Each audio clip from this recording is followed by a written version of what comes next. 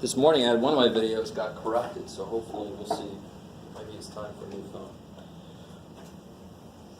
Now my phone is going to be like, screw you. So there are going to be some that you got to set up yourself. So, for example, here we go, perfect. Let's do this problem.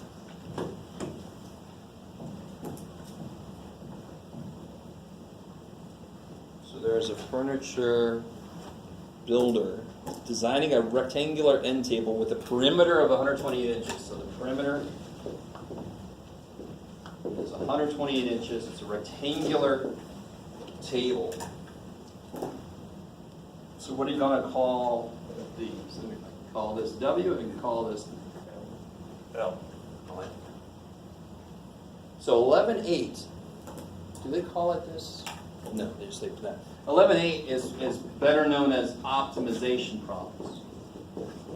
Did I spell it right? Optimization. It sounds almost right. I don't know if it's an A script. No, it's not. So I'm trying to optimize things. Lowest cost. So my cost will probably be an upward-facing parabola. Highest profit. Most bananas on my banana tree. Right, whatever. Trying to maximize or minimize something. So basically we call it optimization. Stay with me. They're always going to tell me something, and then they're going to ask me something. What do they tell me? Perimeter is 120. Can you make an equation for what they tell me? Based on what we have here. What's the equation I can set up for what they tell me?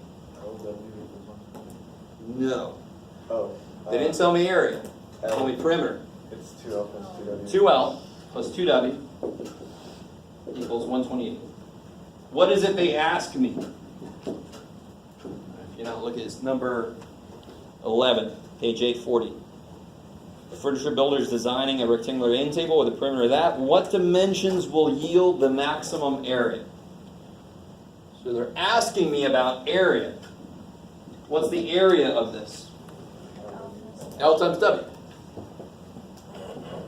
So there's going to be something they tell me and something they ask me. So if I can write an equation for both of those situations, I can work with them. So I'm going to watch this. Can you use what they tell you? You pretty much always want to do this. Can you use what they tell you to help you with what they ask you? Yes. What's wrong with what they asked me? There's two frickin' variables. Shit. Well, I got a relationship between those. What letter do you want to solve for? L. I love it. So let's solve for L. How do I solve this for L? Who's going to work? Are you working? Dude, that's weird. Line. Whoa. That's a good one for that, right? So we're going to come to my office. What? That's why your markers are always dry. Pretty much. Remember to close them off. So if I'm trying to solve for L, what do I do first? Subtract. Yep, subtract 2W. So then I get 2L equals 128 minus 2W. And then I can do what? To get L by itself. Divide by 2. So we get L equals 64 minus W.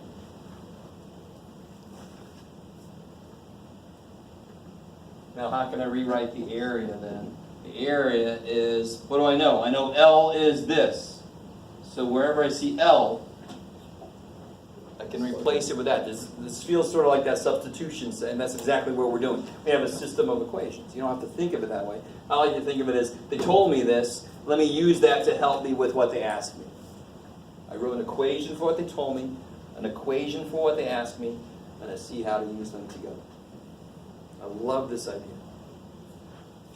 So I can rewrite this as 64 minus W times W. Is that cool? I just replaced L with what it is. What do you do with this? Distribute. Yeah, distribute. We put it in the right order. So it's negative W squared plus 64W. Is that quadratic? Is that parabolic? Is it a parabola? It's opening which way? Down. Down. You guys see that? It's a parabola. It's squared. Opening down because the first thing's negative. Do you see how I put it in the right order though? Descending degree. Is that cool? Second degree first and so forth. How do I find the maximum? Bless you. They're asking me for maximum area. Where is it going to be? But just where is the maximum on this down parabola? It's going to be at the vertex. How do I find the vertex? Negative b over. In fact, in this case, it's not x, it's w. Is that cool? W is acting like x. Yeah. What's b? And what's a? No. Negative. Yes. So the negatives cancel. 64 divided by 2 is 32. So the width has to be 32 inches. I think it was, yes. So what's the length have to be? We know the length is 64 minus w. W is 32. 64 minus 32. 32. What's interesting is it's always going to be a square unless I'm missing a side or there's more. We'll see. There's other problems we can do. It's kind of nifty.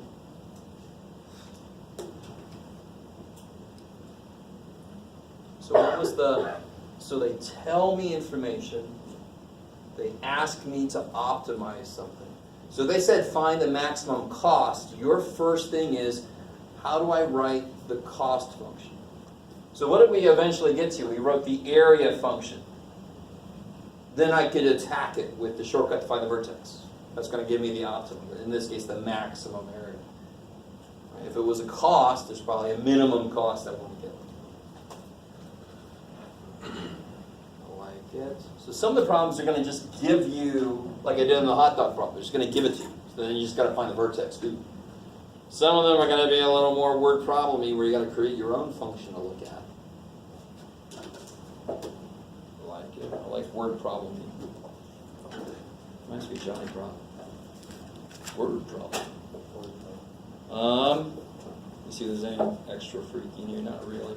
What about this? Let's do this. And then we'll call it a day problem. Yeah. So here's a classic problem. So everybody knows that orcs hate water. So I'm going to construct on this river, I'm going to construct a pen for my orcs. I don't know what orcs are. It's probably better for you. The monsters from Lord of the Rings. And other things. So let's say that I have a total of, what do you got, Chuck? 80 feet to use to make this. Fencing. Yes. And I want to use all of it. I want to give my poor little orc dude the biggest area to wander around in. Right? I'll throw in the occasional hobbit so you can chase him. Damn little hobbits are annoying. Take forever to destroy things. The big difference between the one we just did and this one is I don't have to construct anything on this side, right? Right. I'm making a big assumption that the river's going to stay at the same level, but it does. It's the magic river. Screw it. So let's label these. What do you want to call this side? Give it any label you want to call this side. What do you want to call it? Anything. One. No. Oh. You technically could. Right. All right. L. Sure. So what's this? Come on. L. L. Right. This is a rectangular little pin. So that's L. That's got to be L. Now what's this? W. I love it. Cool. Sure. Right. And you could have called them X, X, and Y. It don't matter. So how do I? This is what they tell me. And then they ask me maximum area. I want my little orc dude to grow up all happy. I don't know why. Don't question my motives. So, how do I set up an equation for what they tell me? How do I set up an equation for what they tell me? 2L? Yes, 2L. It's like that one, 2L. Let's do it. No, it's not that. Why? There's only one. I don't have to build this one. 2L plus W. 2L plus W equals 8. 80. And what do they ask me? They ask me for the area, and what's the area? Don't overthink. Yeah, L times W. The area didn't give a shit that this side's missing. It's going to be the same area, right? So then you do the exact same thing. It's not going to be a square anymore because I've removed one of the sides. So what's the next thing? What should I do? I use what they tell me in what they ask me. So you pick a letter to solve for here. L, I would solve for W. Do you see why? because there's only one. It's closer, yeah, there's only one. It's closer to being solved. So just subtract 2L and I got it. I don't have to make any freaky fractions, right? Use what they tell me in what they ask me, and of course at our level it's always going to come out to be a parabola. If you ever learn calculus, you'll be able to handle any function there.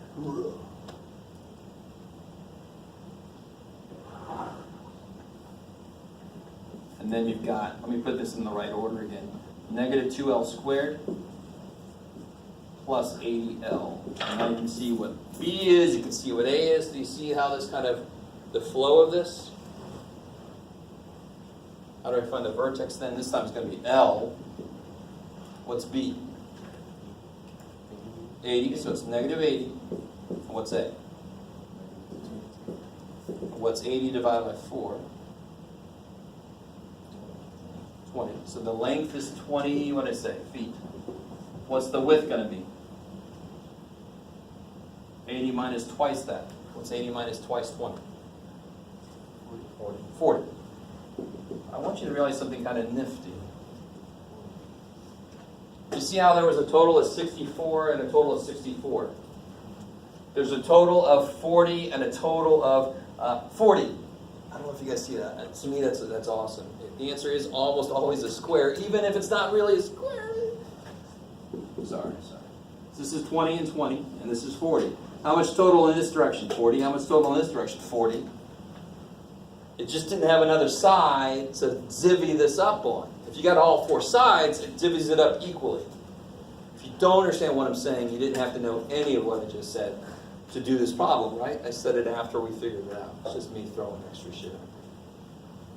Nifty observations. You should have known. It's been a while since we had a word problem section, so you should have known it was coming. And 11.8 comparatively is not terrible. Yeah, all right. Somehow, so I'm almost certain I have to do chapter 12, but I really doubt we're going to be able to do much beyond that. I'll probably just touch on them and not really have stuff on the final. You might notice that chapter 13 doesn't exist in your book, which is just awesome. But I have a bunch of handouts I'll bring, and like a homework handout too. But chapter 12 deals with exponential functions. They look like this, and things called logarithms. You guys ever heard of those? Okay, good. Right. Otherwise, that's enough for today. Watermelons? No, logarithms. You ever heard of watermelons?